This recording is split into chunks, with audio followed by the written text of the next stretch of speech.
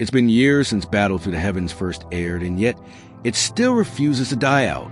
New Donghua come and go, better animation, bigger studios. But somehow, BTTH always finds its way back into every conversation.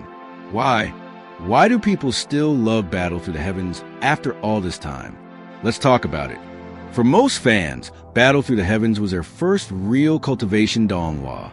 It had everything: a simple start, an underdog main character, and a clear goal to get stronger. The story of Xiao Yan, a genius who loses everything, gets betrayed, and then slowly climbs back to the top. It just hits differently. It's that classic comeback story we never get tired of. No shortcuts, no chosen one nonsense. Just pure hard work, revenge, and determination. Even if you've seen other Cultivation stories since, Xiao Yan's journey still feels personal, like you've been there with him since day one. Xiao Yan isn't your typical perfect protagonist. He starts naive, makes mistakes, gets angry, and sometimes loses control, and that's exactly why people love him. We've literally grown up watching him evolve. From that bullied kid in the Xiao family to the confident, fiery powerhouse taking on gods. His growth feels earned. And unlike most characters, you actually feel his progress. Every new rank, every victory, every heartbreak, you remember it. Let's talk about the world because it's still one of the best in Donghua. The Dou Qi continent is massive, colorful, and full of power systems that actually make sense. Every new arc introduces new lands, new beasts, and new enemies, but it never feels overwhelming. It's that perfect balance of mystery and adventure. The concept of Dou Qi, alchemy, and fighting ranks created a template that hundreds of other Donghua later followed.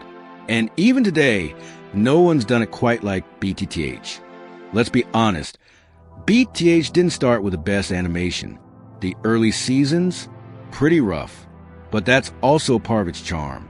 Over the years, the animation went from decent to absolutely stunning. Now the fights are fast, cinematic, and emotional, especially the Xiao Yan versus Nalan Yanran rematch and the clan war arcs. It's like watching the Donghua grow up with you. And that visual evolution keeps older fans loyal while attracting new ones. That opening theme, you still remember it, right?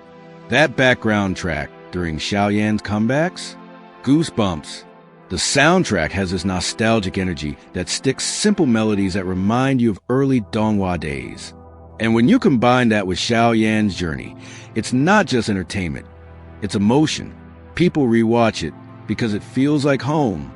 Battle Through the Heavens isn't just a Donghua, it's a community. Fans who watched it 5 years ago are still discussing new arcs. The novel readers are still debating power levels. And every time a new season drops, it's an event.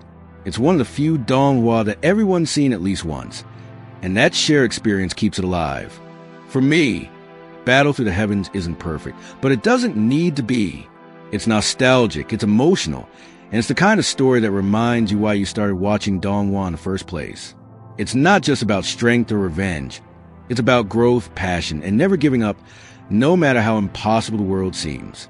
That's why people still love Battle Through the Heavens. And honestly, so do I. If you've ever watched Battle Through the Heavens, tell me your favorite moment down in the comments. And if you haven't, trust me, it's worth it. Subscribe for more Donghua reviews, and I'll see you in the next one.